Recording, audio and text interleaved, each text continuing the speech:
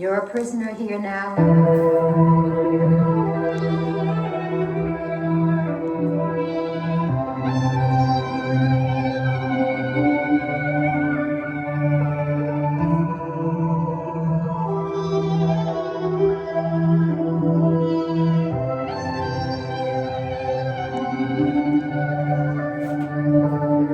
Guess I'm a masochist, the captive of the catalyst. I rip a punchline faster than you laffy taffy rapper bits. I heard you chatter, baby, glad the day I master it. And name titties, no brain cattle, I try and saddle it. Ego like Saddler, but weaker than your battle verse. And you can stand under my umbrella for the battle hurts. I catch a fade away, a rebel with the Gatorade. A player hater, Lego play the rebel in some beta shades. The inner flame about 100 million centigrade. I'm crawling through the city in a central like a centipede. It's how it's meant to be. I seek the golden shim with me, kid. I've been selling these sins to saints for centuries. That blurs my vision, the kind of weed the kid be on. I ditched the WandaVision shit with mini homes and picket lawns. Won't be long before I find some shit to simmer on. Cause rap's always been my calling. I get the busy tone. What?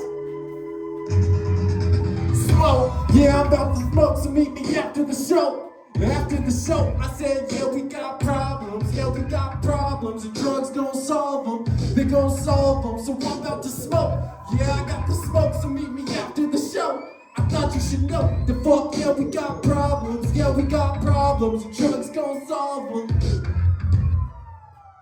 My third eye open and focus, my hand is scoping, it's hopeless, I hope you notice, been token degrees of copious, and breathe like baby choking, the force the way I've been smoking. Trade for this my whole damn life. Shouts to Yoda, man. Abracadabra, man. I'm magic with the lab work. I'm a savage. Pull the matches, cut your tags like cadavers. Sipping fabricated content. Yeah, I did it for the fashion. I pick apart the paradox, the pen that I'm a flashing. I stash the liberties and cashing on the mysteries. Just last week I spent 30 gold just for the Jesus piece.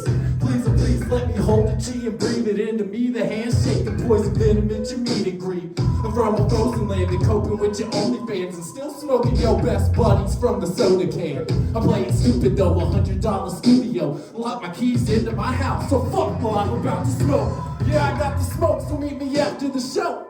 After the show, I said, yeah, we got problems, and drugs gon' solve them, we gon' solve them, so I'm about to smoke, yeah, I brought the smoke, so meet me after the show, bitch, I thought you should know, the fuck, yeah, we got problems, and drugs won't solve them, so I let it go. Hello, this is my new friend. Would you like to introduce yourself? Hi, .comRadio. You can call me Skylar. I used to go by Price. Sometimes I still go by that. But yeah, no, thank you for having me. This is fucking awesome. Yeah, of course. So where are you from? So I was born in Wichita, Kansas, and then once I turned 18, I moved to Oklahoma for a little bit, and then about 3 years ago moved up here. Very and then, cool. Yeah, I've been here since then. So. Yeah. What kind of stuff did you do for fun, like in your hometown areas? Get into a lot of trouble. Kansas was one of the, especially around the time I was in high school, was one of like the biggest like anti-weed states, period. No. So it was pretty much about finding who or where I could smoke with. Like, and also just, you know, making music in Dungeons and Dragons. It's just some real nerdy shit. That's super lit. Yeah, so when I was doing some of my homework on you, I noticed that you liked anime. You said that you said that you performed to, and you said anime pillows? The anime body pillow. Yes. That's kind of been like, I kind of put it in the background as a joke in my first bedroom session thing, and then ever since then, like on all my socials and stuff, I kind of just put like spitting fire to my anime body pillow. But yeah, I'm a pretty big fan of anime. It's a pretty enjoyable experience. Yeah, because you have the whole like bedroom sessions thing, I was like, I'm gonna do the bedroom attire. Oh yeah, no, I was gonna say you should have texted me and let me know, because like I spend probably half of my time in a robe. Like I'm one of those people, like I got like an iron deficiency or some shit, so I'm like always cold, you know, but I like being in the cold. I just like being in the cold with some warm shit on, so I'm like always in a robe. We'll definitely have to, I will not make that mistake again. We'll have to do a next one we're definitely doing full pajama party mode. 100%. I'll get the onesie with the butt flap and then So okay, but on the topic of anime, What anime is the pillow from? So the pillow is from an anime called Future Diaries. It's kind of a ridiculous premise. It's kind of a battle royale style thing where the main character gets a cell phone that can kind of like tell him the future, send him text messages about things that are going to happen in the future, and then whoever is the last person standing is like kind of becomes a god or some shit. And so the character from the pillow is kind of like the weird like Ross, Rachel, will they, won't they kind of thing, because she's like essentially like, I don't know if you've ever heard the term tsundere, but it's essentially like a trope of anime character that's like, I love you so much, I'm obsessed with you, I will kill anybody around you, we are spiritually designed to be together. Like, so she was essentially, I think, one of the first people to like really bring that trope in. So when we were watching, I was watching it with my roommate Nick, who is, I've been roommates with him for a long time now, and he's like my best friend as well as like a huge supporter of like everything that I do. And we were watching anime, and we were watching that anime, and he just, I don't remember exactly what joke kicked it off, but that following birthday, I got an anime body pillow shaped present outside of my room. And as somebody with lower back and sciatica issues, I was like, oh, body pillow, perfect, it actually helps. And then the anime was just a bonus. I won't lie, I've had 2 kids, so like body pillows were for sure a thing I used when I was pregnant.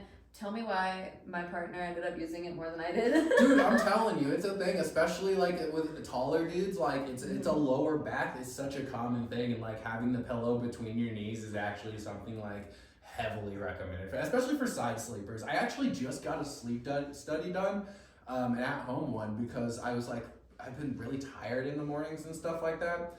And it was one that it was like a 3-day thing. They hooked your nose up, hooked your mouth up, chest, all that shit. It was rough. And then when I got the results, it turns out that I actually kind of quit breathing like 20 or 30 times throughout the night because of something called like, it's obstructive. So it's like when I'm sleeping on my back specifically, it's like some part of like, I guess my throat or something like that kind of blocks the passageway. So I've pretty much exclusively have to sleep on my side. So that's pretty much been like a game changer, like completely. Yeah, definitely it helps. I know when I was pregnant, I kept on wanting to go on my back, but they say it's not good for the Oh yeah, I imagine so. Probably not good pressing on your spine as well, you know? Like, I don't know if you ever had like a dog jump up on your stomach when you're trying to sleep, and it's just like, oh! Just 9 like, months of that. yeah, just 9 months of that. So, do you have any like anime recommendations for anyone that might not be familiar? I'm not really a big fan of. It's gonna sound a little stupid, like snobby, but I'm not really a big fan of like the way like anime currently is. It's kind of become really soap opera-y. A lot of, and there's this common thing going around where it's called isekai, which is essentially random dude wakes up in a different dimension where he's like a knight saving a princess. A random dude wakes up in a dimension, or a class gets transported to a dimension where everybody's a wizard. And it's like, it's just everything's so fucking copy and pasted and thrown out there now. And it's like the common tropes being used over and over and over again. I've like a lot of the anime that I love that kind of formulated like my interest in stuff was a lot of like early 2010s when I was in high school watching Adult Swim. Samurai Champloo comes to mind as a huge one if you're going comedy. Shin-Chan is a good one if you're just looking for some laughs. Like Neon Genesis Evangelion is probably one of the biggest ones because I think it's like when It's like whenever you're like coming into formulative years and you're not quite sure if you're gay or not, and then you watch a gay character and you're like, I get that. It's like that with depression, and that's what Evangelion was. It was like watching Shinji. It was like, fuck, why do I relate to this dude so fucking much? And he is the most depressed piece of shit of all time, like such a snaky, depressed asshole. So like that was such a formulative one because Neon taught me what depression was and allowed me to formulate it into a thought, whereas it was just like, I was like, oh, not everybody feels this way all the time. That's fucking hilarious. No, I'll have to look into those for sure, especially because like I feel like I think one of the ones that took my interest, because I don't watch a ton of anime, like especially not in like seriousness. I think like one that I was obsessed with in high school was Soul Eater. Soul Eater's good. But it was just because I was obsessed with Blair. Well, I love her. All it takes is like one high school wifey material character, and you're Honestly. like, I'm hooked. Like, yeah, that was like my one of many bi awakenings. Neckbeards will make a fucking whole situation out of it. There's a subreddit for that shit called like waifus, where they'll lay claim to anime characters, and if you claim, like, it'll be like, this is blah blah blah, and she's from this Ko-Ono, and this is my waifu, and yesterday was her birthday, so we went and like, here's pictures, and it's like a meal between them, first person. It's just like a computer screen with the character on it, and it's like a little birthday candle, and then somebody will come up and be like, actually Asuka's my waifu, and then they'll fucking start arguing like hardcore about it and threatening each other and shit. It's real shit, dude. People get fucking weird. So like, I understand when people always like double glance when they hear that I watch anime, but also I understand why it's such a hot button topic for people, because the fandom gets really fucking weird. Like when you look at shit like kind of like Stranger Things, like the fandom for Stranger Things It's hardcore. got weird, dude. You get fucking 40-year-old women with kids and shit like being like, Finn Wolfhard, oh my god, lady boner, and it's like, the dude's 15. Like, are you fucking kidding me? You go to a PTA meeting and you're fucking talking like this on Facebook? Like, Full blast. like, full blast. Like. That's crazy. So I know that you've been talking about Reddit a little bit here and there. I remember you said that there's been a lot of support and helpful community on there for you. Huge. Reddit is, and I recommend anybody trying to get into music. I only know really the hip hop route, so I have better recommendations for that, but there is a lot of like, show your music, that kind of thing. And of course, like with all of these subreddits, you're gonna get a lot of people that are just trying to like, view for view, look at mine, I like yours, like mine, I like yours. But especially with one of the biggest integral things for where I'm at now has been the r/making hip hop subreddit, because that has literally just been, it's a group of people that are at the same level. 20 views on YouTube, 1 view on YouTube.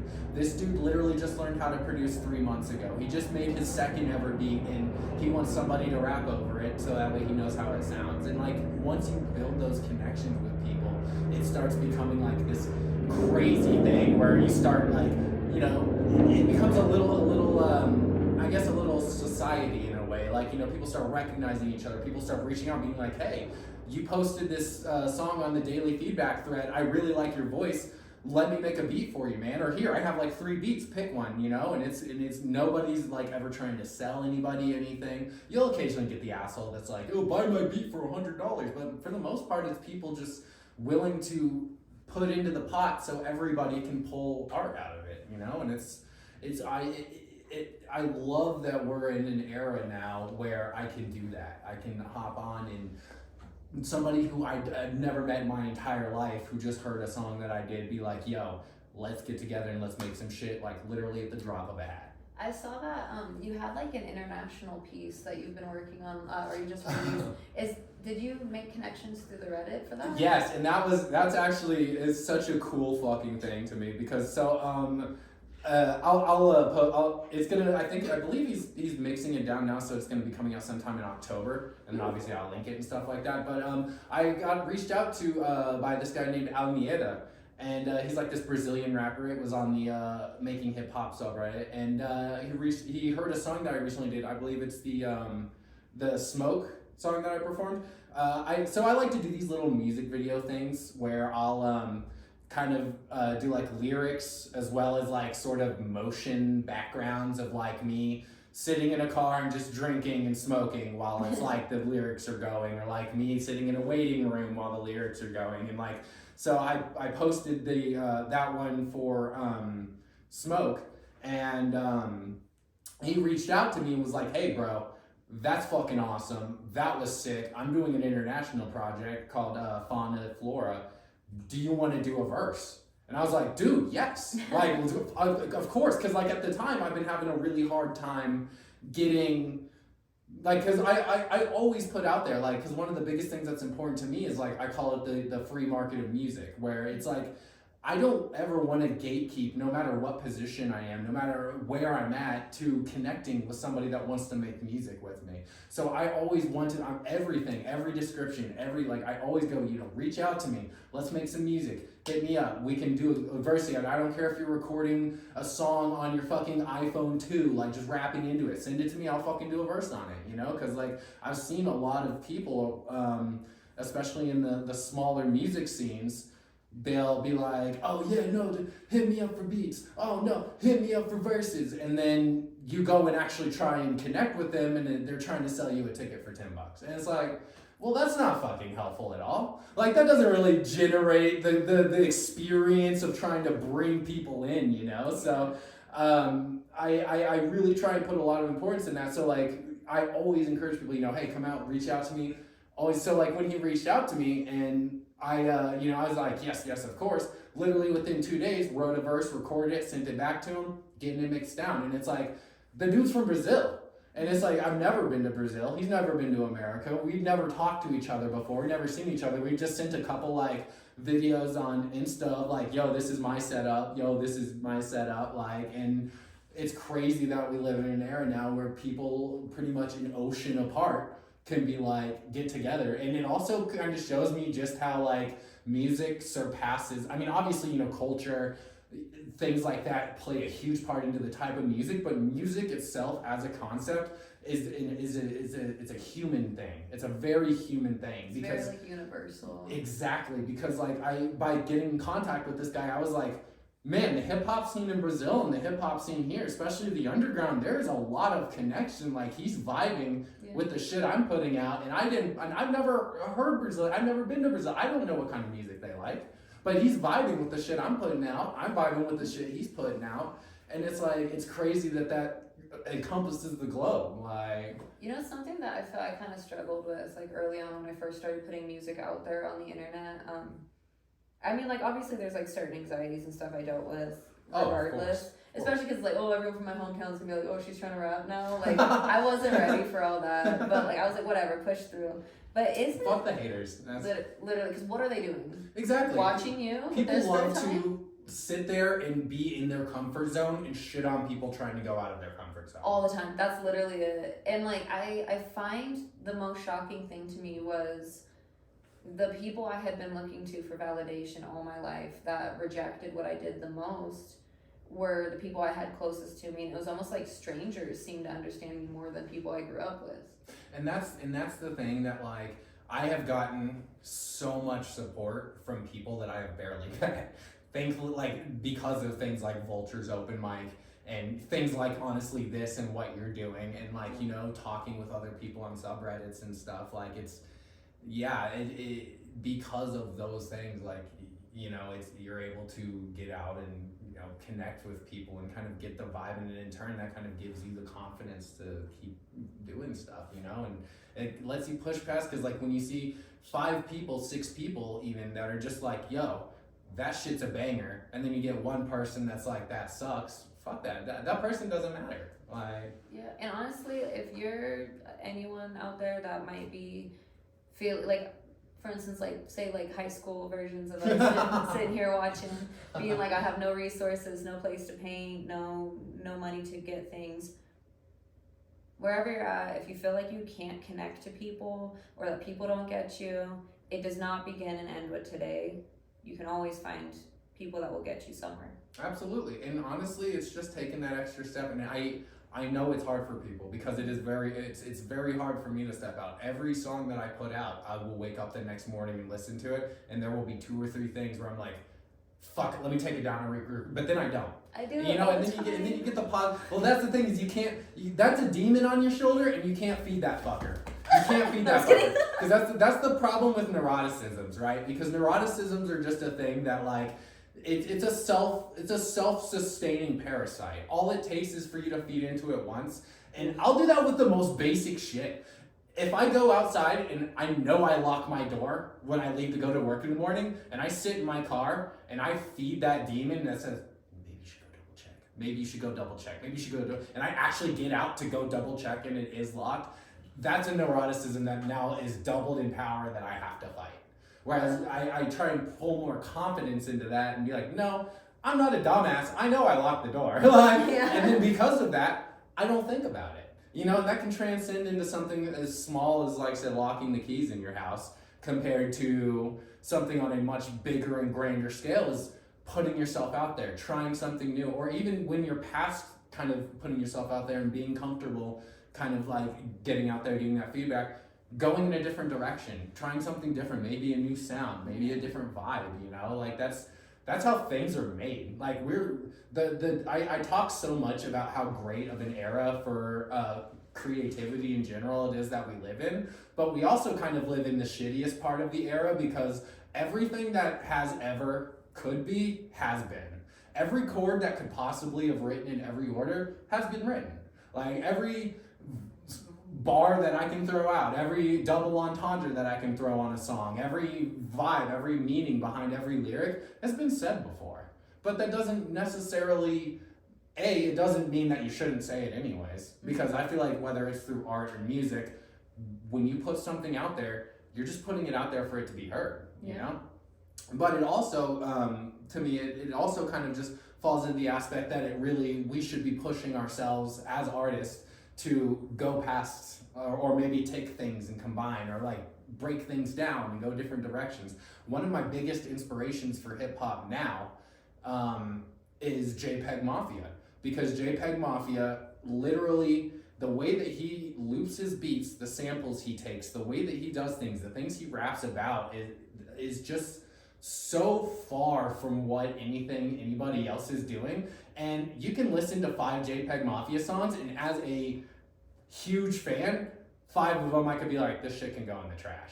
But I fucking respect it, because it's like, holy shit, dude, he's literally just doing what he's expressing himself outside of the bounds of the way people say we should be expressing ourselves. And I'm gonna be so for real, I feel that way with like even my own music. It's like I fucked with that so heavy when I wrote it. It served me, it helped heal part of me. I put it out and I go, that's ass. Like what?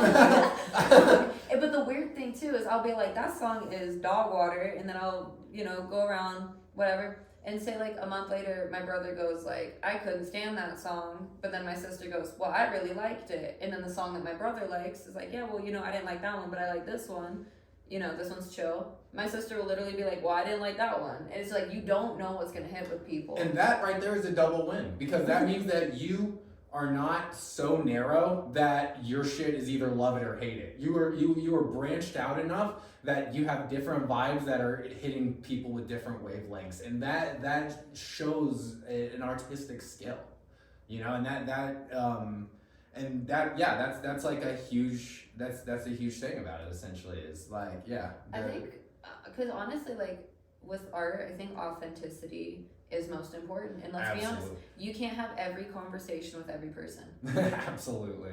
Or you can't expect it to go the same way with every person. And especially with honestly what I do, authenticity is important, because I mean it's so saturated with motherfuckers coming up here being like, I got money, I got girls, I got drugs, I got this, I got that, I got this, and it's like, bro, I literally saw you like step into your fucking beater 95 car and drive out of an open mic. You don't have it. Like, you're not that guy.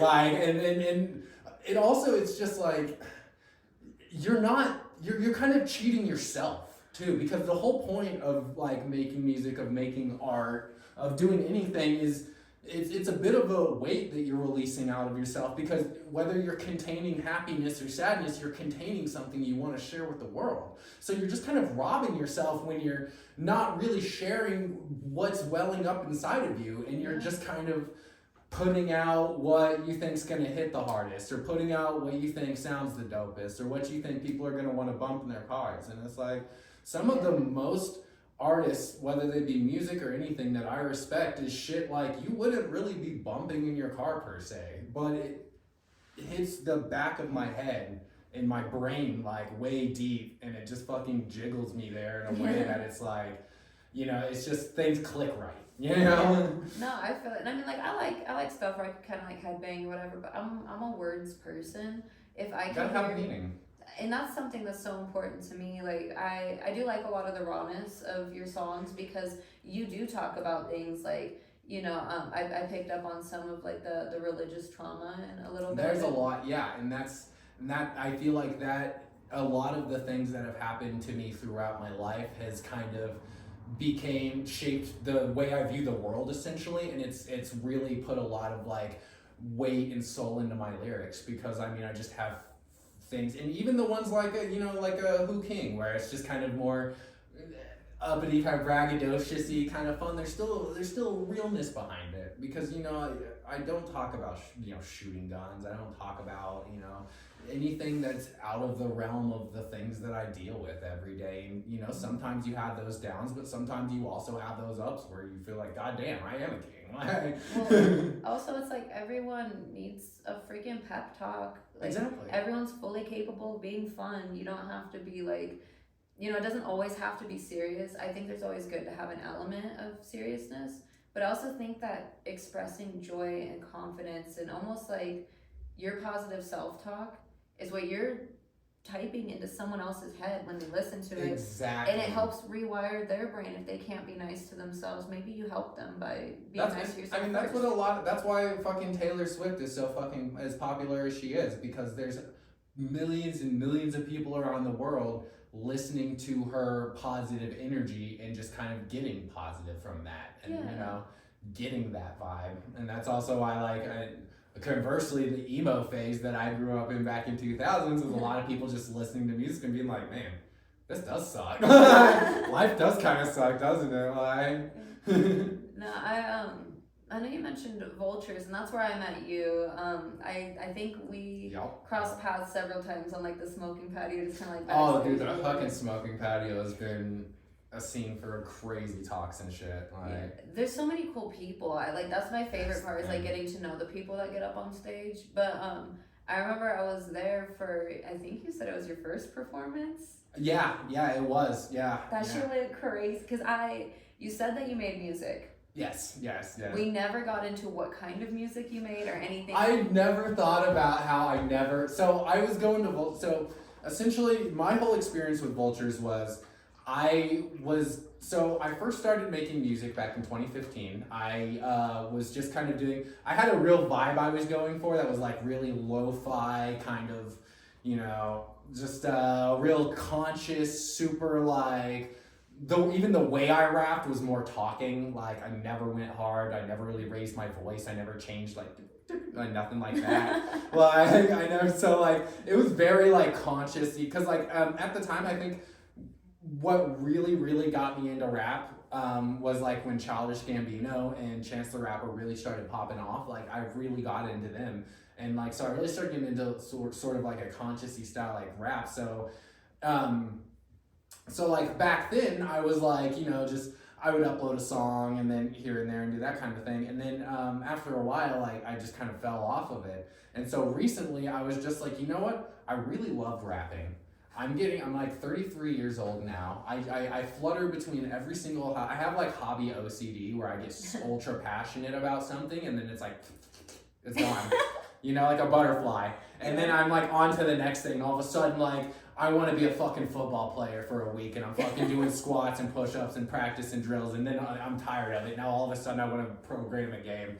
So it's like music has always been something that has always been an integral part of my life. No matter what mood I'm in, no matter what passions I'm at. I can even stop playing video games for a week, but I will always be listening to music. So when I decided I think it was around when I first actually kind of moved to my new apartment, so April-ish, last April, I just decided fuck it, man, I have fun. I want to do visual things too. I want to kind of just, so I started putting music out there, and I just Googled, I was at work one day bored, and I was like, open mic nights in Colorado Springs, because I was really, not tonally, obviously, but attitude-wise, I loved Tenacious D, the show specifically from HBO, where it's just two dudes, they go up, it's like a bar of 10 people just casually open micing, just drinking and that. And then two dudes go up and they're rambunctious,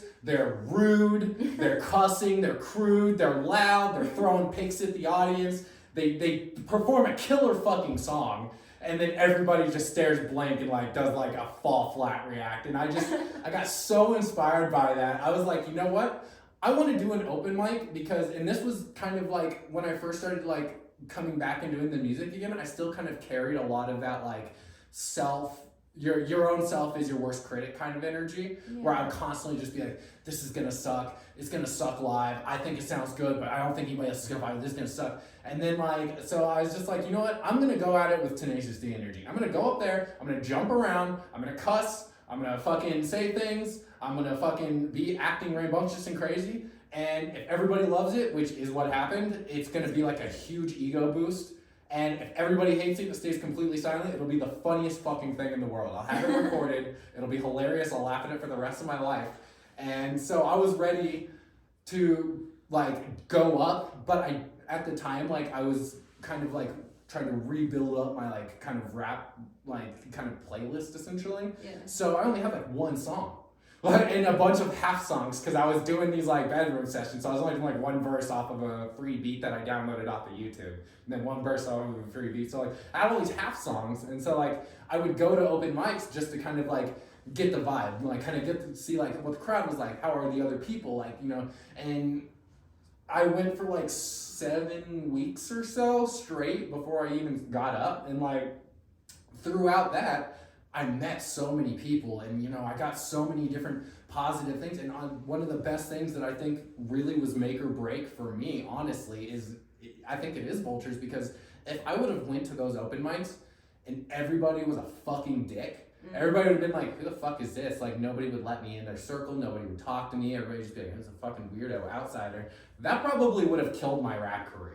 I would have just been like, all right, fuck this is stupid. Like, I don't care. But like, I came in and literally my first day, I was out there at the smoke patio. People were talking with me, you know. I was talking with the performers. I was giving daps, you know. It was like, and people were asking me, yo, do you perform? Oh man, that's really awesome. What kind of, like, you should perform. Like, I can't wait to see you. You should perform. Like, every week I'm going there. I'm learning these people's names. I'm getting their Instagrams, you know. I'm talking to these people. And it's like, once I was finally comfortable to get up, it was like that just kind of elevated the whole experience. But really, it wouldn't have even been a thing if it wasn't for just how welcoming the underground comedy / music scene is here specifically. I'm not gonna lie, Vultures being like my first open mic spot as well, because I've done like performances before, but not open mic style. And I will say I got pretty freaking comfortable performing there, and I branched off and was like I was trying like a new genre thing. Like I had some friends playing live instruments, whatever. We did it at Vultures. That's what I'm saying. People were cool. Even like Maddie, I've seen him play the guitar and sing. I've seen him do a stand-up set. I've seen him do like so many different like avenues, which is awesome. He's wild. He just likes the thrill of it. Me, I'm like super serious. Like I'm always trying to like bare my heart. Yeah. And he's like, I think it's fun. He's like, I like making people uncomfortable. That's like, if they laugh, great. If they don't, it's for me. This is funny. One of the funniest sets, I don't even know what to call it, that he did, that I saw, was he went up, he had the acoustic guitar, it was falling down, he was trying to like keep it up with his knee and play. Oh. Joe's up here with a strap like, hey bro, do you need a strap? And he's like, nah, I'm good. And then he just keeps like, and it was like, I was like, this is like entertainment on another level. Like this, I would pay to see this. He is so unserious, but I won't lie. I was like trying new stuff, and then like Vulture's like hyping me up. I'm like, yeah, this is sweet. So I practiced again because I had a show on Wednesday. So I go to another open mic on Tuesday. Oh my god, there's 5 acts. Me and my friends were the worst of the night, and the audience made sure we knew, because everyone else got like huge claps. A table got up and left before I finished my first song. Bro, somebody got up and like as soon as like I first started rapping on my first song, you can see on my recording, somebody just gets up and walks across like my camera and just walks out the door. They're like, I gotta have my boner. No, I'm just kidding. But no, it is funny because it's very fickle. Especially music, you get a little bit more leniency because like it's like you'll get a couple of the acts that you can tell it's like, bro, these guys are selling tickets. They're literally coming in to fucking flex on us. Like, right. Who brings bringing Hollywood? Who brings a drum kit, a bass with pedals, a guitar, and 2 mics to an open mic? what the fuck are you planning on doing a set, like a full set? Like, so you get people that come up, like, just ready to blow your fucking asshole off. And then I come up here with the mic, and I'm like, hey, guys. I think my favorite thing is, I've been, like, okay, I always tell people I'm a fan first, right? Because I'll see talent when I'm out. And then I'll approach them off stage, and I'm a genuine person. When I give compliments, I mean that shit. I don't talk to people I'm not interested in. So I'll hype them up. If someone's like, oh, yeah, I know. Like, if you hit me like that, not only I know, like, yeah. A little humbleness, come on. Literally, but, like, that's what you run into. So many people are like, I've worked so hard on my set or whatever. I deserve all of the attention, all of the everything. I deserve it all to an extent where I don't even need to, like, be nice about receiving a compliment. Yeah. Which, for me, one, I'm no longer a fan. Oh, two, I would turn off. Yeah, and I plug everyone together. I want to collaborate with everyone. If you have a prettier voice than me, I got a chorus for you. If you are someone that can play instruments I can't, I got an instrument rack for you. Exactly. It's never a competition. It's a community. But if you piss and shit on me, it's gonna be a competition. Not even that. It's just like I sit back and go, "You're so mad that you're not famous, but guess what? I'm gonna literally perform the same stage you did tonight." Exactly. Good night. That's the thing is I've seen it. I'm not saying names, but I have seen it at Vultures where people will come up like obviously full on bands. And I've seen them walking around the crowd during other people's sets trying to sell tickets, collecting raw cash for tickets, and then get pissed off when another musician goes out to smoke during their set. And it's just like, what realm do you think that you're in right now? Like, we're in a sandbox and you're over here trying to build ice sculptures and you're kind of acting like a dick. I've literally performed a set where someone, after they finished theirs, I gave them, you know me, I'm dancing. Oh, of course. I'm quiet. I'm engaged. I love music. No one can make me not love music. But then I get up to go and do my set after I just treated you with respect. And you're going to have this like small little ego where you need to sit in the front table with all your good old boy buddies and talk loud as fuck during my set. It's like, do you think you talking loud during my set makes me embarrassed? No, you are so insecure. Everyone in here can tell how desperate you are for attention when you're being that fucking... It's very obvious. You can tell when somebody's... we call them tryhards. You can tell when somebody's being a fucking tryhard. A Hollywood tryhard is the worst. It's like, dude, you're in a punk rocky kind of like bar offshoot venue in middle of Colorado Springs, and you're gonna sit here and like... be an asshole in a community that's like insanely welcome. And the thing is like I've seen it with the music. I've got stories with the music, but holy shit, that I do not envy the fucking stand-up comedians, dude. The stand-up comedians are fucking cutthroat sometimes, and when they're not and they fully support each other, the audience is fucking cutthroat for no reason. Like, people feel the need to engage with stand-up comedians like they're part of the fucking act for no reason, like... I'm not gonna lie, I really struggle. When I first started coming to open mic, I thought like, you know, there's people that would like try to engage with the audience, so I try to engage back. Yeah, exactly. I think I got so excited, I think I was like borderlining heckling, but I didn't mean to. I was genuinely trying. You're literally getting involved. Right, because it's like if someone's reaching out, I want to engage. I don't want them to be like, am I right? And like no one say anything. But there'd be times where it's like, I don't know what to say and I get anxious. So like I'll say stupid shit and be like, maybe that took that a different route than they wanted, but I feel like for Vulture specifically, you are kind of like an audience anchor because like I said, when the music's playing, you're jamming. When you're like, it's kind of funny because when I was up on stage, I blacked out for probably 95% of it because I know how my brain works. Yeah. I know I can be sitting here. It's second nature. I'm literally verse, line. I'm not even thinking about what I'm saying. It's just muscle memory coming out of my mouth. And as soon as I think, that bitch looks like somebody I went to high school with. And all of a sudden, I'm like, where am I again? Like, what the fuck? That's all it takes. So my brain, like, went into some sort of, like, fight or flight mode where it's like, all right, I'm just going to shut off your vision. You're not going to have, like, and part of it is me because I have had people watch my live performance and be like, you're not looking at anybody in the audience. Like, you're so obviously not looking at a single person in the audience. And it's like, oh yeah, I was nervous because I knew if I looked at somebody, my brain would find a reason to, like, have an extra voice be in there and start doing something, and then it would just fuck me up. So like I literally blacked out, full autopilot mode.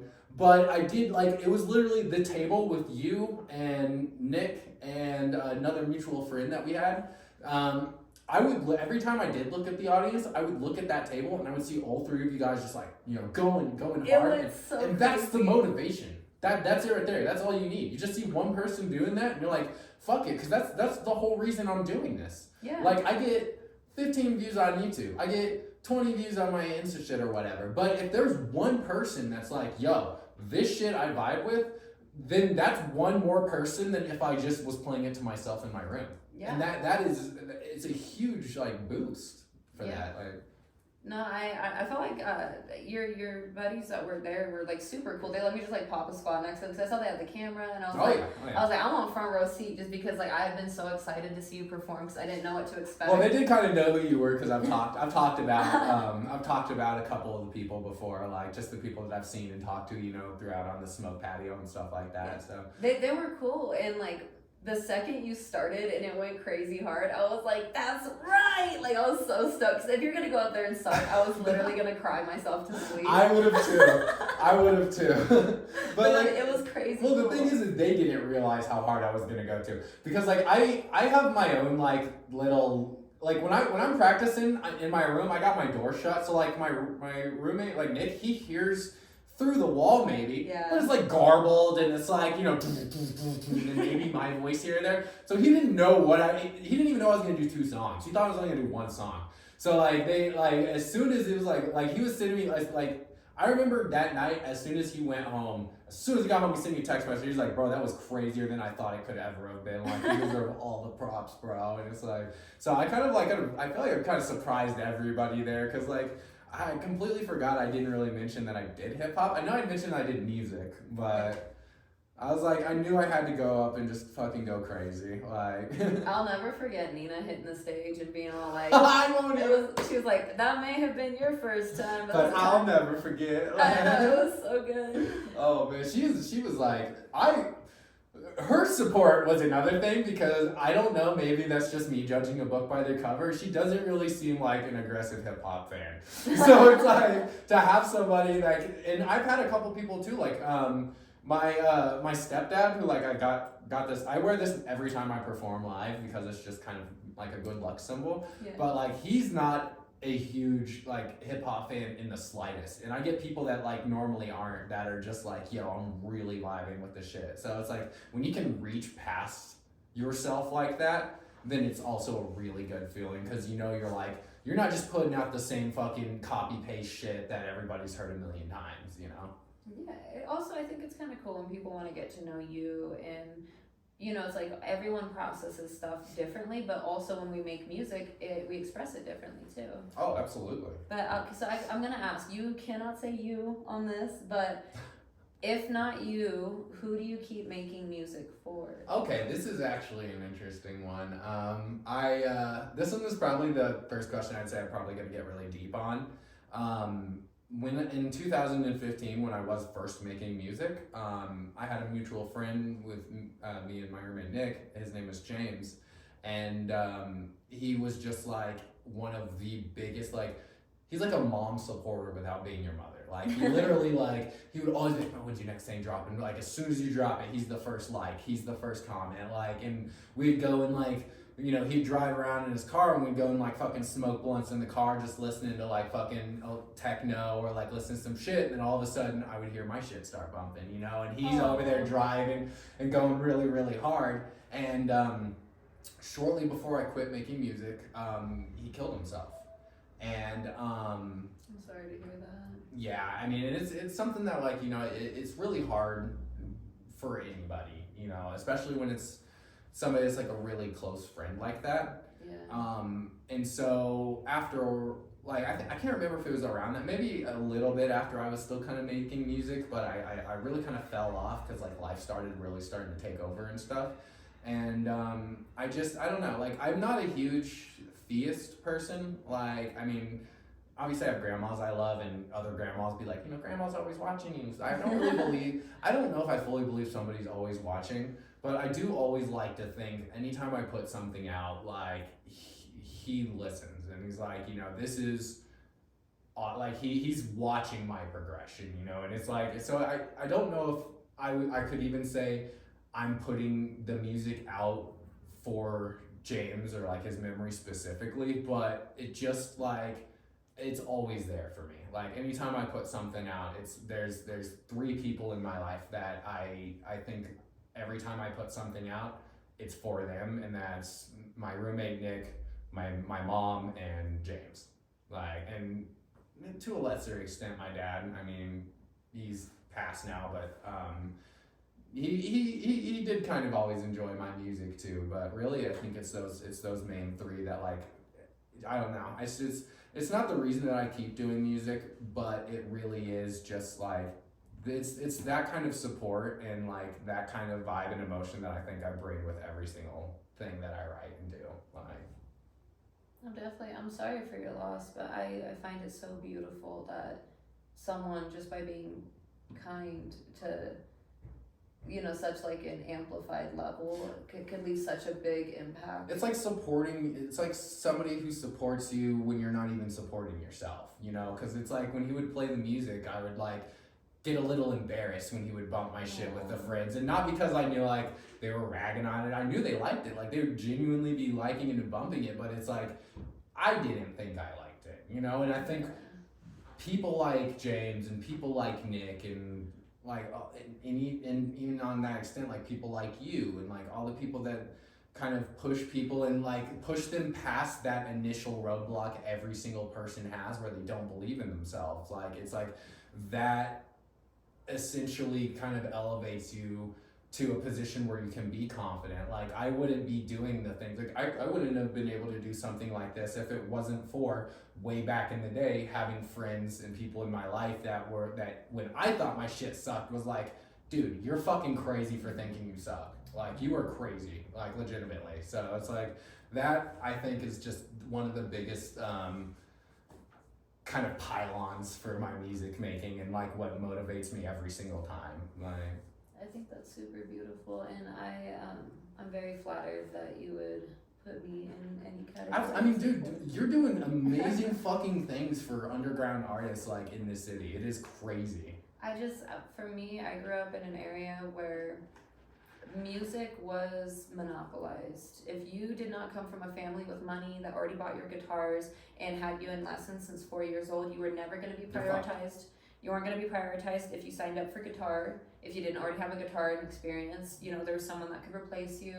Such limited resources, and I think a big part of why I am so invested in music now is I've got kids that look to me, and I'm not going to sit here and be like, you could be anything you want when you grow up. If I am miserable, judging other women because I don't have any hobbies, and drinking because I don't have any natural dopamine that I can acquire, or not be able to deal with my trauma and stuff, I would rather look crazy for pursuing what I love and pouring love into people that like I feel. Like when you perform, I feel what you put out. When I see Trainwreck perform, I feel what they put out.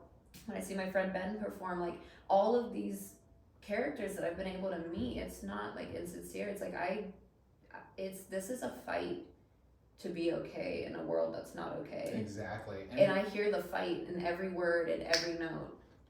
And I just wanted to touch on what you were saying, specifically about like your kids watching you do this. Like, my mom was huge into belly dancing. She performed all the time. She eventually, like as I got older, started teaching belly dance classes and stuff. But as a child of somebody who, regardless of age, my mom, when she was 18, was crossing a street. She was hit by a car, knocked into an intersection, and ran over by a van.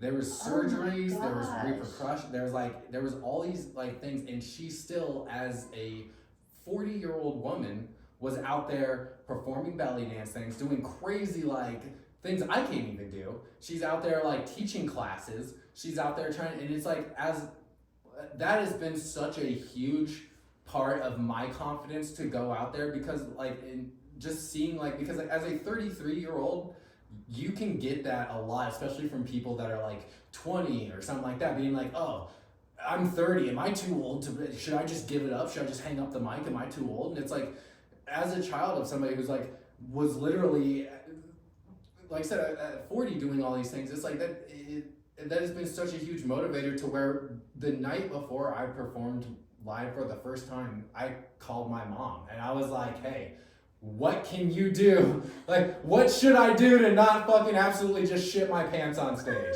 What should I do? And she's like, oh, I remember my first time being on stage, just do this, keep your head framing that, drink lots of you'll do fine, like this and that. And so like, I can just like, whatever direction I would say your kids are gonna go throughout a creative route, just by osmosisly watching you do what you're passionate about and not really giving a fuck about how old you are or where you live or what kind of things you're doing, that instills in them a confidence to be able to go out when they get older and do things like that also. Thank you. You're so nice. I appreciate you. Like, it's just because I would not be where I am if like my mom wasn't like such a stage hog, frankly. I'm not gonna lie, just like hearing about how your mom has this like near-death experience and she's like, I get to fucking move, I get to have this body. Wild, dude. I saw the VHS of like they were interviewing my grandma like when she was like 40, like, which I've never seen my grandma a day under 65, so it was wild. And like my mom's like they're wheeling her into the hospital and it was like a news thing burned on a VCR. Like I remember watching that video and being like, what the fuck? Cause like I knew it happened, but it's very real when you're, it's one thing when you have parents that are like, oh, you know, back in my day, this and that. And then it's another thing when you're watching the news and it's like, there's my mom as a teenager just completely fucking destroyed, like on a gurney, like, and my grandma was like, I don't know how this could have happened, like. No. So, okay, I know I like to prep people a lot before getting into it. Of course. And this was like one area that like when we were running through like our rough set, I really enjoyed. But I'm going to ask. Okay. Do you believe that everything is random, or do you believe there's like a rhythm to life? Yeah, so Just since we go same through answer. such a crazy. Pretty much, I'm gonna go with the same answer of like, it really kind of depends on what day I'm having. Like, if a whole bunch of bullshit's happening at once, I'm like, no fucking living being would do this to me. Like, Yeah. but overall, like, I think it really just, to me, it kind of, there's a controlled chaos to it. Because I feel like I am such a huge believer, and this is why, like, and I know, like, before we did this, you were kind of asking me, like, you know, I'm going to be asking a little bit deeper questions, maybe some things you're not really comfortable talking about. And I've always held to the belief that every single thing that has happened to me in my life that is either happened to me or something that I've done has been, is literally a building block to who I am now. There are things in my life, I will lay there at 3 o'clock in the fucking morning and I won't sleep because I'm just cringing so hard at how big of a fucking idiot I was. I do that too. Bro, so when I was in high school, I, don't tell my boss this, but I technically don't have a degree. You heard that, everyone? Shut up. No, I'm just kidding. Rappers with day jobs. No, I technically don't have a high school degree because the last 2 weeks, like during finals, I actually got arrested for bringing weed onto school. You're asking what kind of person I was as an adolescent. This is the kind of person I was. But long story short, essentially, like, at the time I had a part-time job doing like catering weddings and stuff for like banquet halls for like a hotel that was down in Wichita, Kansas. And I had these big old fucking platform shoes where the bottoms were like, boom, that big right off the ground. And the like little fucking cardboard shit started coming out and I realized it made a perfect little well. So I would go to school and I would like pay a senior like $10 to go get me like a dime of some weed. He would go on his lunch break because seniors could leave on lunch, go get some weed. I would go like stuff it in the little hole in my shoe. And then I would be on my merry way. I would hide it from my parents there, or I'd hide it from teachers, I'd hide it from everywhere. So one day I was going in and I forgot that I had weed in my shoes still. So I was like, I was with some friends and I was like, hey, yo, we're here like 40 minutes early. Like, it ain't even started yet. Do you want to go across the street and fucking smoke? And my one friend who's like a common smoker, like, we would go to his house on like lunch breaks and stuff and like go smoke weed because his house was literally like a block away from the school. Like he was like, yeah, dude, I got papers. Let's fucking go, bro. This is the part that I think kind of makes me cringe the most because I tried to help the kid.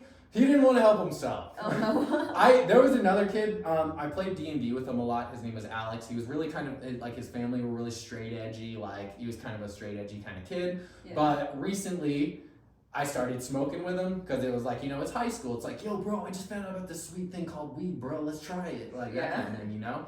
And so like, he wanted to come with us and smoke. And I was like, I don't know if you, I even at the time I clearly remember saying, I don't know if you should. Like this is some professional level weed smoking we're doing here. You're not ready for this. We're gonna smoke a joint before class. Like you take 2 hits off of a pipe and you're like, ooh, crazy, you know? Yeah. But he insisted. So we like smoked, and then as we were walking back across the street, the assistant principal comes out. He's like, hey, like I had some teachers saying that you left the school grounds. You're not allowed to leave school grounds until school's out as soon as you get here. It's a new rule. Never heard of it before. And then as we're walking back, he stops and he's like, you guys been smoking? Ooh. And I'm like, cigarettes, yeah, because I'm like, I've seen it. I'm 18, I can fucking smoke, bite me. And he's like, no, let's go to the office. So, you know, they do the whole rigmarole. They pull everybody in individually, one at a time, search everything, don't find anything, because I was the first person searches the other 2 people, pulls me back in and goes, I want you to take apart your right shoe and give me what's in there, or I'm going to get some pliers and do it for you. And he's like, I heard the crinkling of your shoe when you were walking away. Shit. And I was like, okay. Even as a kid, I was like, I believe you, sure. But then I ended up doing 13 days in county jail as a senior because it happened when I was 17 and a half, pretty much leading into 18. So I was on diversion, but as a kid, I just did not give a fuck. So I was like, I'm tired of fucking piss testing. I'm just going to blow it off. So I blew off all my piss tests. I blew off everything. I just smoked. I was like, fuck it, I'm going to take the 13 days in jail. Kansas sucks ass. I'm going to go live with my dad in Oklahoma. Peace. I'm out of high school. Fuck it. Like, yeah. So I ended up like failing diversion. I did 13 days in jail. Ended up not getting my degree. Everybody else got like 2 weeks suspension. They were fine. Like, but but I look back at that. I kind of went on a long spiel. Sorry. No, I love hearing it. But I look back on that and I kind of go like, that's one of those cosmic, chaotic events that. Where would I be right now if that didn't happen? If I didn't go to jail, if I didn't end up like living with my dad and I stayed with my mom in Kansas, if I didn't, everything from all the way up to my dad committing suicide, all the way up to me moving up here, like if none of that shit happened to me, I wouldn't be here right now. I definitely wouldn't even be the same person, you know? So like, I don't believe in a God per se. I believe there is a higher force and it controls the ebb and flow of reality, but I don't really believe that there's like a set I'm destined to wake up today and get in a car wreck. I'm destined to be with you. I'm destined to die as a work or whatever. Like, yeah. So yeah, to me, it's just like, it's a lot of random cosmic events, but those things are very meaningful in shaping people and who they are and the things that happen. Yeah, I know you're, talking about like some of your perspective on when things seem to be like happenstance and there's people out there that like to staple like, oh, you know, I'm being punished, or like, oh, I'm so blessed. And I loved your take on it. I mean, it's kind of selfish. It's like, that's the thing is like, I get a lot of flack when I say religion is selfish, but religion is very much selfish because if you even break it down to a level of like, let's just take, not to bully Christianity specifically, but that's what I have the most like experience in. Like my dad was a hypocritical, like alcoholic Christian, but that was very much fundamental Christian, but never practiced what he preached. Yeah. But even on the ones that I see, like with my grandma, who was like a nice, loving Christian, like on a chaotic extent from that, wonderful Christian her whole life. Even like, you know, there were some days that I remember that kind of like when my dad was on an alcoholic abusive tear, she would like protect me from him. Actually died of a stroke in church. So it's like, yeah, it's kind of like, that's one of those cosmic events too, where it's like, I look at it and I'm like, if there's somebody up there pulling strings, what point were you trying to get across? Yeah.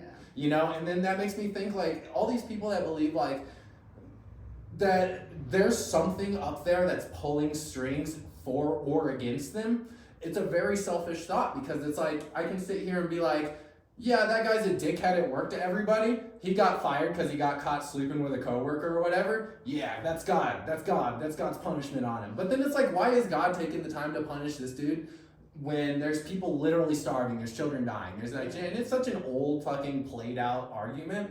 But for me, it just falls into the concept of, when you attach a reason to do good things, psychologically, like, at what point are you actually doing a good thing anymore? Like, if I help you across the street, or I see that you're hurt and I help you, if I do it because the Bible tells me to do it and God tells me to do it, and I know that's the right thing to do, or even on a more basic level, I'm doing it because I know it makes me feel good to do it, then I'm not really doing a good thing because I'm a good person. I'm doing it for either the good brownie points, or I'm doing it for the dopamine hit that I'm getting in my head for feeling like I'm a good person. You know, I give that homeless dude $1, I'm gonna film myself doing it, I feel like a good person. Yeah. You know, and it's so like, and I will never ever shit on anybody's belief ever. Like, even if you're one of the most hardcore fundamentalists, like Christian, Islam, whatever, at the end of the day, like, this is a chaotic string of events from the moment you wake up and born to the moment you die. Whatever the fuck you need to make sense of it or get through it, that is what you need. That is your life. Like, 100,000%. Like, I don't have a lot of patience for even the hypocritical types, but I do also see at the end of the day, it's just whatever you need to get through the day. So I would never ever, like, even judge a person based on a religion, based on what they believe, how they choose to make sense of the world. Yeah. I just, for me personally, the most satisfaction I get out of life is when I just do things because, and some could even argue it is still selfish because I'm getting a happy dopamine hit from doing things, but just doing things because it feels good to do things, you know? It feels good to help people. When somebody's feeling bad and you do something and they're feeling happy, it spikes something in your brain. It's supposed to. Like, as humans, we have a connection with other humans on such a base level. Like, that you're supposed to be getting, like, genealogy, you're supposed to be getting these dopamine spikes from helping each other grow. Like, otherwise society would just literally eat itself. Like, yeah, it's something that's like almost like a special interest or a passion of mine, is getting to know like how people see the world, like on that like base level. It's like how deep, how meaningful, how, you know, unmeaningful, how, whatever the thing is that's like your drive and your understanding of the world is so fascinating to me, because even like you said, I'll never shit on like anyone's beliefs or anything, just because you can like list a religion or list an ideology or whatever. It's like, it's the same thing as someone being like, this is my favorite song. What that song means to that person can be completely different than other people who like that song. I'm sure, and it sounds completely stupid to 99.999% of the world, but I'm sure there is someone in this world that Barbie girl literally stopped them from killing themselves. Oh, I'm sure. And it's like, to anybody, no, but like to anybody else, it's like, what a stupid, silly, dumbass song. But that song could have been the one thing that kept that person going. And so, like, and it does fall under that level too. It's like, you can't really yuck somebody's yum on that scale, you know? I believe in don't yuck a yum. And that's the thing, is it's like, and if you look at it on even on a baser scale, it's like, you look at, like, you know, the person that has to go get fucking Starbucks every single day. Yeah. It's like, to most people, it's like, that's stupid. It's a $5 fucking small ass drink. You're wasting your money. It's sugar. It's whatever. But if it's that person's routine, or it's that person's the one thing they need to not fucking kill themselves at their day job, who the fuck am I to be like, you're stupid for it? Like, you know? You know what my thing is? My weird thing that I have to do all the time? I start fucking mosh pits in the pool by myself, or I'll be like twerking in front of someone's grandpa at the pool, and then like watching all the grannies being like, who's this bitch? And it just, it does something for me. I don't know why. Just moshing like 6-year-olds in the pool, like dunking them underwater. It's because the water resistance. It makes me feel like I'm actually like doing something. But okay, hard shift. Since we're talking about like existence and things like that, what do you think scares you like the most about like the human experience? Because it is a scary fucking ride. I would say, honestly, the scariest thing, and it's just boils down to the base of fear itself, is the unknown. Yeah. You gotta think, from the moment, This is the reason babies cry as soon as they come out of the vagina. They have no fucking clue what they're doing. They're scared. They have no idea what's going on. And it's the only reaction. It's our base reaction as human beings to cry. Like, that should tell you the kind of world that we're born into. Nobody comes out the womb laughing. Like, and if you do, they're like, that baby's fucked up. Like, keep an eye on that. That thing's probably possessed. Like, so, like, I mean, for me, I think it's just the unknown is the scariest thing. I mean, we're going day to day. Not only do we have no control on so many external factors, like, we are trusting every time we turn on our fucking car that it doesn't just blow up on us for no reason at all. We're trusting every time we pull out of the parking lot, somebody's not T-boning you and just destroying you. Yeah. You know, and especially, and I don't even want, and I hate to bring it even heavier than that, but it's just the kind of society we live in now. We're trusting every time we step out, somebody's not going to do a mass shooting. Yeah, it's so hard, like, especially as a music lover. Because, like, sometimes you're at these big concerts and somebody can be psychotic. Yeah, you have that fucking fear. It's like, it really is so scary. I think one thing, this is so silly, but I agree. Like, the unknown freaks me the absolute F out. Do you know what, like, symbol or, like, image triggers that specific fear in me over and over again? What? Deep sea and deep space.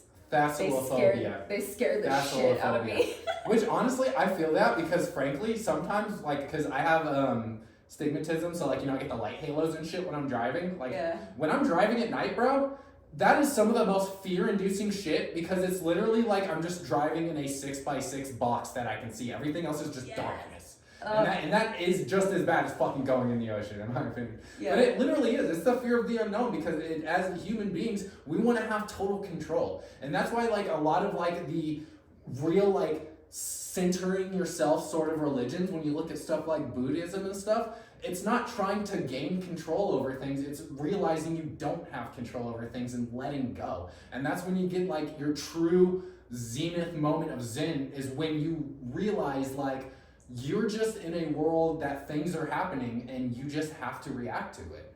And I think that, and honestly, like, with the fear of the unknown, every single fear, like, except for, like, the crazy ones where it's like, you know, I'm scared of the color blue or some shit, is literally, like, rooted in the fact that of death. Like, death seems to be every religion, every single, you go to a tribe that has no contact with any human anything, death is always something like they don't need a 10 commandments to know that it's wrong to stab the person next to you. Yeah. Like, you, so death is such a huge guiding force, like, in society, just in human evolution. We're trying to create AI vessel things for fear of death. People are trying to live forever for fear of death. Medical things greatly expand from tying a dirty shirt around somebody's chopped off arm to, like, robots doing surgeries because we're trying to save death.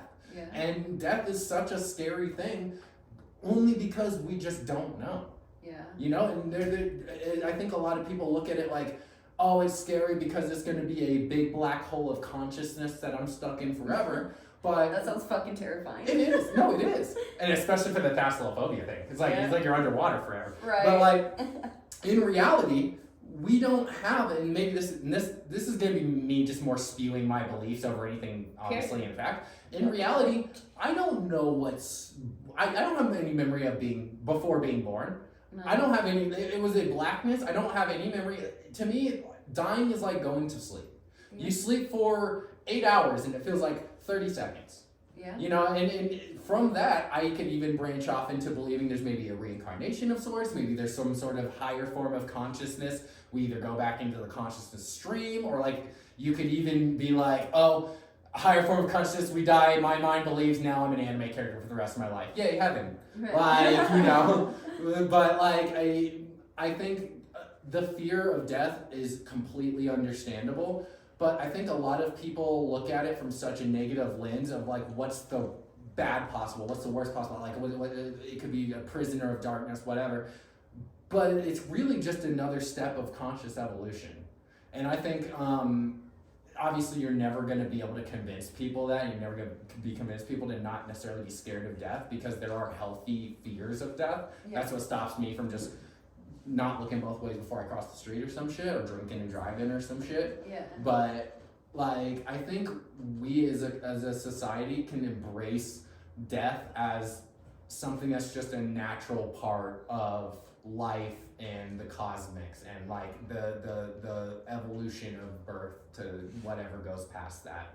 That's what scares me about the fact that we're trying so hard as a society now to skirt around it. Yeah. Trying to create altered consciousnesses, like synthetic, like it scares me because it's like death is a natural, it's not a good thing, but it is, because it keeps a balance. There's a balance that has to happen. We born, we live, we die. When you start skirting those things, it throws the whole system off. Yeah, I feel like something that like irks, it's super random, but like something that irks me, I think goes into this vibe is like you know, like the multiverse. Yes. It's like once something goes into the multiverse thing, I tend to lose interest in entertainment, because for me, I like a sense of urgency. Of course. I like a sense of there's meaning, there's a reason, or like there's that urgency where like the characters have to be held accountable or like have to do something. I'm not saying death holds you accountable. I mean, it does in a way, but like not necessarily like that. But I'm saying like if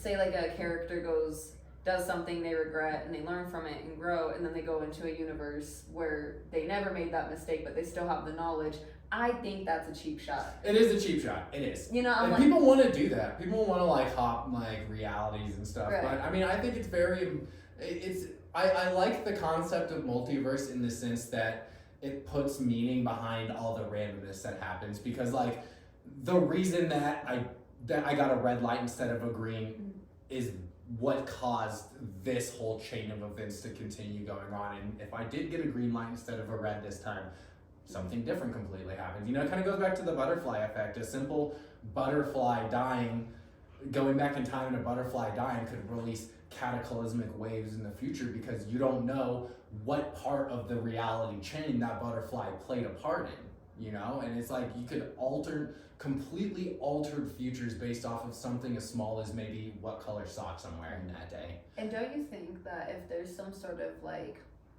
passion within a person, it kind of makes you think about that butterfly effect, where it's like you have to follow what you're passionate about. And that's why I don't believe that it's completely random, because there are energies you can put out there and energies that you can pull, and what you put out is what you pull in. And I mean, every religion is pretty much based off of the concept of you put good into the world, you get good out. Put bad in, you put bad out. Yeah. I'm not as superstitious per se, but I do also fall into the level of like, you know, you're at work, it's the classic trope of you're like, oh, it's busy, or it's slow today instead of busy. Everybody's like, don't say that, now that you said it, it's supposed, now it's gonna be busy because you said it. And it's like, no, what I'm doing is I'm manifesting it to be slow. My will of energy is fighting your will of energy, and I will win. Me saying it's slow will force reality to be slow compared to your pussy little will being, yeah, it's gonna be busy. Like, no. So you can take control and alter wavelengths in reality just based on the energies you put out. All right. So okay, I know that like fears about the human experience was something I'm so fucking curious about people. But what is something about like the human experience, like you know, like the unity of music and like all things, what is something about simply existing that kind of excites you? I think honestly just the fact that we can, like, something that always has blown my mind is when I think about ancient civilizations, of like when language was very first a thing, you could have a group of 5 people that could get together and somehow build a city. Somehow. And it's just like the fact that you can do miraculous things through the power of interacting with other people, putting 2 different skills together, putting my energy compared to your energy. Like, that's one of the things that excites me the most as a human being, is when I go out into the world and I interact with you, and I can sit here in my brain right now and go into a deep rabbit hole where I could be like, I could just sit here and look at you and be like, what is the voice in her head saying right now? And then I'll look at myself and then I go, what is my voice saying right now? And I'll be like, okay, what does my face look like to her right now? And it's just little interactions like that kind of anchor you in reality a little bit. Because when you cut yourself off from society, you'll look in a mirror, and like weeks, months go by when you don't talk to other people, you'll look in a mirror and you'll be like, is this real? Like, what am I, is this how other people see me? Like, is this how other people, like, I look in a mirror and I'm like, what am I looking at right now, you know? Yeah. So for me, I think one of the most exciting things, and it comes through in my music all the time, like I said, with the .comRadio, like the collective, like the idea of a free market of music, always wanting to interact, always wanting to do things with people. It's like, when you get people of a certain skill together and you allow them to be able to elevate each other, all you're doing is you're just bringing the whole collective up. And it's an amazing thing that you can essentially take two pieces of wood, boom, all of a sudden you have a wooden enclosure people can live in. And it's like, you know, the greater sum of all the individual parts is, like, to me, the crux of humanity as a whole. We are literally just a bunch of people with different experiences that shape what we can put into this world, interacting with each other every single day, and hopefully elevating everybody. And through that, miraculous things happen. Phones go from fucking dumb little flip phone shits to literal multi-computers in your pocket in the span of 8 years. And it's like, society can't go that fast unless you have people elevating each other. Yeah, absolutely. I'm so stoked to have you here. If you'd like to plug any of your upcoming projects or any of your social media. Next month we got the Fauna Flora International song dropping. I'm gonna try and hit some more open mics, got some live stuff maybe coming. I got some producers hitting up, got some more songs. Check out .comRadio on Insta, on YouTube. I'm just constantly dropping stuff, so, you know, always feel free to hit me out on any of those if you want to do something, or if you just want to say what's up, have a conversation. I'm always down to talk. So, yeah. Check out the bedroom sessions. Fucking Rooted. This is an amazing fucking thing that's happening. Please keep watching this shit. Show people. No, I want views on every single person you've had here so far. Every single person you've had is such an amazing, unique person. And I look at the comments and I see all the positivity. I see people being like, I heard this guy's story and it really connected with me because I went through something similar. And it's like bringing the little story, because that's what I love about such a small art community, is you got all these people with different stories that just want them to be heard. And this is such an amazing way to not only show people's music, but kind of just give an idea behind it. So, like, please keep going, keep doing this. I'm gonna keep getting people to watch it. I think everybody needs to watch this shit. It's really important. I appreciate you. Thank you Super so important. much. Thank you for having me. This is fantastic.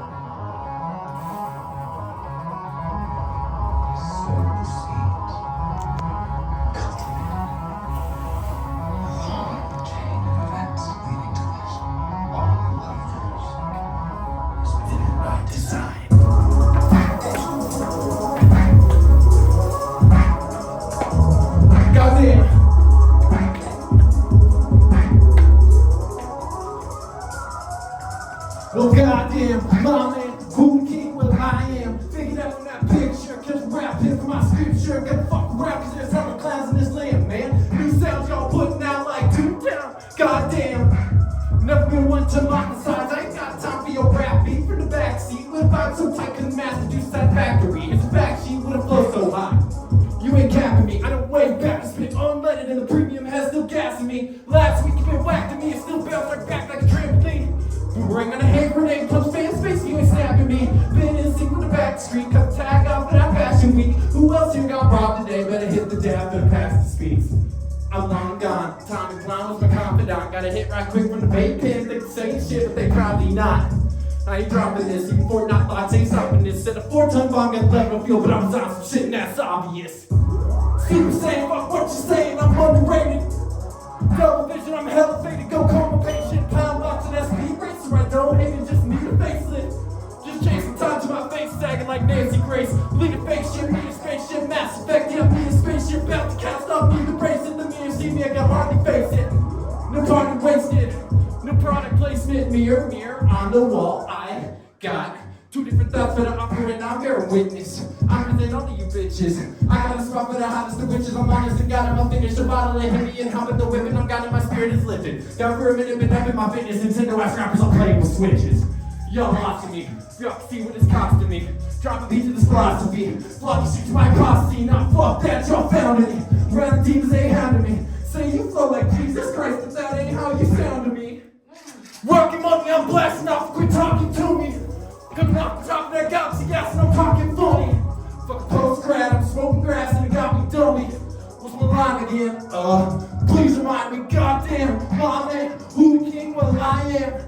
more time, let's get it.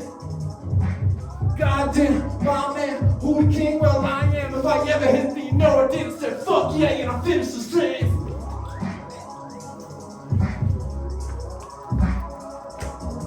Goddamn. If I ever hit the, you know I didn't say fuck yeah, and I finished the finish. Woo!